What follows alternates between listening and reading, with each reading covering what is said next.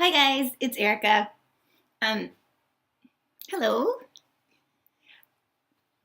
First of all, I've been catching up on comments that you guys have left on various ones of my videos, and I just want to say thank you. You guys have really touched me by the fact that you've really cared about, what's been going on with me and this craziness with the Watchtower, and the shunning, the disfellowshipping, and all that. And so today, I talk a lot about disfellowshipping. Sorry, I just walked my dogs and I should have gotten a tissue before I started this video, but I didn't. Um, Today I was going to talk. Yesterday morning, I made 4 videos. And I was just like all over the place talking about stuff. And today, I decided I made them in the morning, did a bunch of stuff, had actually a wonderful day yesterday. To be honest, yesterday was the first day in a very long time that I woke up and did not drink whatever leftover wine I had in my cup from the night before. I didn't just roll over and drink it when I first woke up. I didn't do that. I actually didn't drink anything yesterday until 7:30. My mom and I made dinner, and I had gotten these really cute little old plates at Goodwill, little glass plates. They're rectangular and they have a little cup that fits in the plate. And so we made pork chops, roasted Brussels sprouts, jasmine rice, and a big salad. And we had dinner together, and in those little teacups, I had a couple of those with wine last night. And I felt wonderful all day yesterday. And so today, again, I didn't drink it. I haven't drank anything today. Today is, by the way, Saturday, November 22nd, and it's 2:42 p.m. here on the East Coast. So, things are going really well, really well. My mother still really wants me to come back to the Watchtower, and I try to be honest with her that I'm not. When I try to be honest with her, she really just doesn't want to talk about it, which I understand. It's very hard for her, but she's been very loving and supportive to me. In fact, we're going to go shopping later today, and she came over yesterday and helped me reorganize my pantry and my shelf in my laundry room. She helped me reorganize that, just get it all straightened up. And I made lists of meals while I was reorganizing the pantry, everything that was in there. I wrote down, okay, here's, this kind of spice. What can I do with it? Or here's this sauce. I had this sauce called tiki masala. I've never tried it. It's some kind of Indian spice sauce that you put with like pasta and ground beef or something. And so I've written down all these meals, which takes a lot of stress off me because everybody knows my eating issues. And so when I walk in the kitchen and I don't have any kind of plan, even though I might have a kitchen full of food, I just get stressed out and frustrated and I resort to chips and salsa or something like that. So, or salad. I can't, but I know I can't just live on salads all the time. That's like, I love salads, but I know that I have to do better than that. So last night was great. The pork chops, we fried them and battered them, egg and flour and seasoned salt and pepper and fried them. They were delicious. And so were the roasted Brussels sprouts. I ate those again today.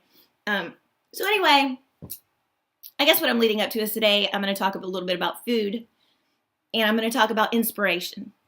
Really, the main part of all this is the inspiration part, but the food part leads up to it. So I'm going to talk a little bit about that. As you guys know, the therapist, if you've seen any of my other videos, they think that my food issues started when I was 11 years old. That's when my brother went to Bethel, and I felt like, I don't know, I just felt like, I felt like I was pretty much a second-class citizen to my father. I felt like my brother was the one that was like wonderful, and my dad wanted to go into circuit work, and I felt like I was in the way. I felt like, if only I wasn't here, he could go be a circuit overseer, because he and my mom had already been doing substitute circuit work. My mother liked it, but she wasn't into it like my dad was. He really wanted to be a circuit overseer, but he couldn't, because now he's got this one kid that's gone to Bethel, 19, and he's got this. I felt like he was stuck with this 11-year-old child.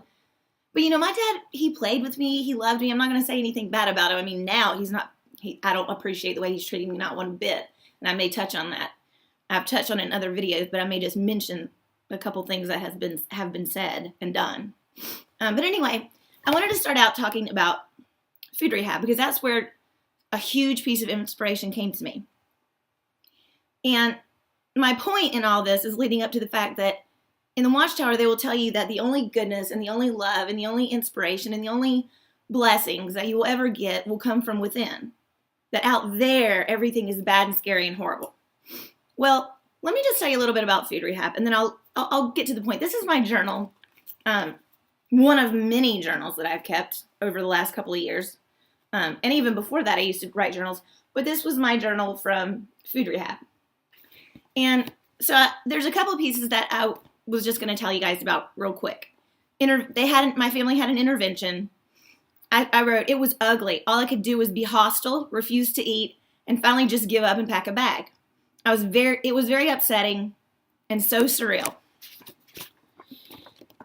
At the moment, all I could do was throw a bunch of random crap into a suitcase. I brought almost all the wrong stuff and not enough of the right stuff. They took away almost everything. Nail clippers. They broke the mirrors off all my bronzer and blush compacts. In fact, I couldn't even unpack the few allowable things until today because the first night I was in a temporary single room. So I'm just telling about it. Skipping down.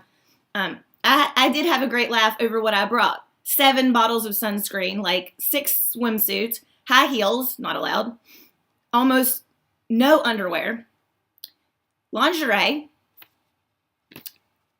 shorts without matching tops, no camisoles to wear, although I had tops that required them that were like totally see-through. You wear a little camisole under it, and it's a pretty little like top. Didn't have anything to wear under it. And I wrote, so stupid. But we had like no time to pack, and somehow we eventually managed to laugh and get a little nap on the couch until 3 a.m. This was Forrest. Because at the time, I was still living with Forrest. And so he was good about it. He actually flew with me to Arizona. He was really good about this so that I wouldn't have to fly by myself. And it was a long flight, and then it just had to turn around and come back. And he was, I know I gripe about him a lot in my videos, but he's not all bad. He's definitely not all bad. He's mostly really good. It's just some of the things that have happened have been very upsetting to me. And I'm sure some of the things I know some of the things I've done have been very upsetting to him. It's just been a rough thing. And right now it's really bad. But I won't even get into that right now. We've got issues with our splitting up our business, and he hasn't. I own the majority share of the company. But it's such a hostile work environment, he doesn't want me to come there. Now that I'm disfellowshipped, he doesn't want anything to do with me. And plus, I got drunk and showed up drunk at work a few times. I did. But, the way I talk about that is everybody at work has done crazy ass shit like that. One of our employees mangled some code so bad and then went in the hospital to have a baby. It cost the company $42,000. She doesn't know this. We would never tell her that because we didn't want to upset her. We were excited for her that she had a baby. But to fix the mess that she made literally cost $42,000. But she didn't mean to, and nobody held it against her. I was sick, very sick. I couldn't eat. So I drank to compensate. And I do regret that my now ex-husband held that against me. He also got very depressed at one point and played video games at work all the time. Didn't do any work. I carried the company. But when I fell down, there was no mercy on the part of my ex. Or really on the part of the girl that mangled the code. She just, quit having anything to do with me when we had been really good friends, and that really hurt me bad. But, you go on. So anyway, I'm still writing in my journal, and I digress.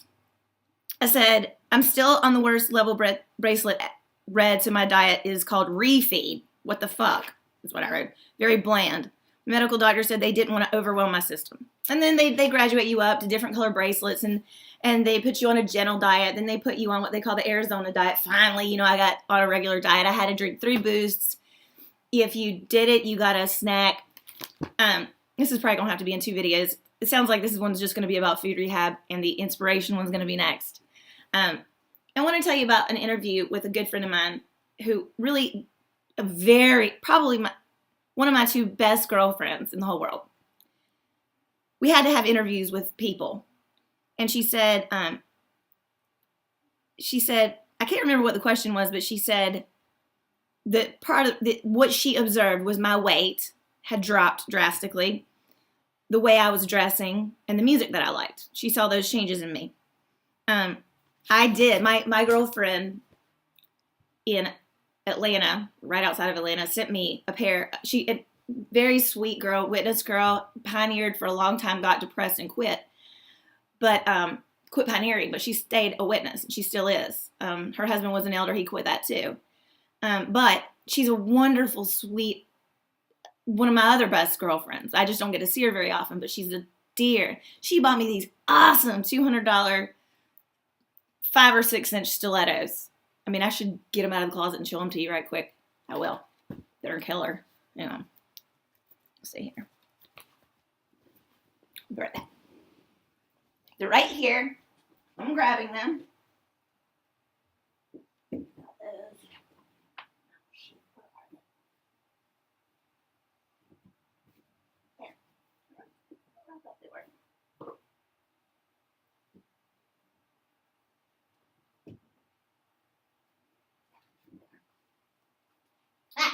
Found it. Okay, sorry about that little pause. Okay, I gotta hustle this up. It's gotta be under 15 minutes. We're 11:60. She sent me these. Are these cool or what? What did I do? Wore them to the Kingdom Hall. That turned a couple red flags onto me. But and then my friend is telling me, my girlfriend that did this interview with me on the phone, is telling me that I started listening to country music. I had never listened to country music before. And everything I was listening to was very painful, she said. She said, I could see that you were in pain because you started identifying with that to cope. She said, personally, I liked that you liked it, but I tried to shift you to happy country songs, but the pain music clearly helped.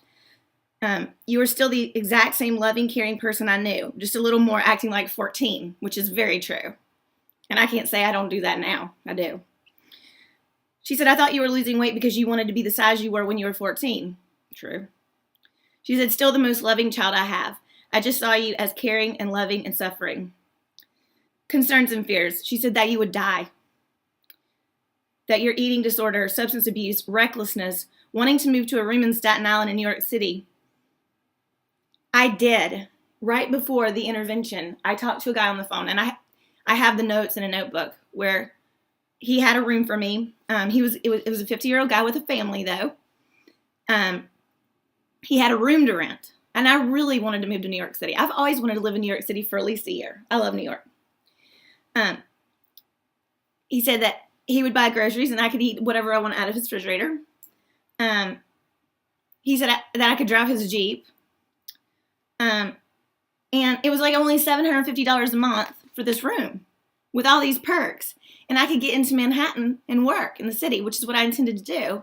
He says, very easy. You can drive my Jeep, take the train or whatever, and get right into the city. So that was my plan. The poor guy, and I gave him the okay. I didn't send him a deposit yet, but I was going to. And I was kind of out of my mind. I mean, I wasn't really thinking clearly, but I still really wanted to do it. So when I finally got out of rehab, I called the guy, and I was like, I am so sorry. My family had an intervention. I got whisked off to rehab, and now my family is basically not letting me do this. So anyway, she said, this girlfriend said that I was listening to her. She said, you were never angry with me. You were angry with some people who deserved it, but you trusted me. That's so true, and I still do. You know who you are. I'm not going to say your name, but if you happen to be watching my videos, I hope you know how much I miss and love you.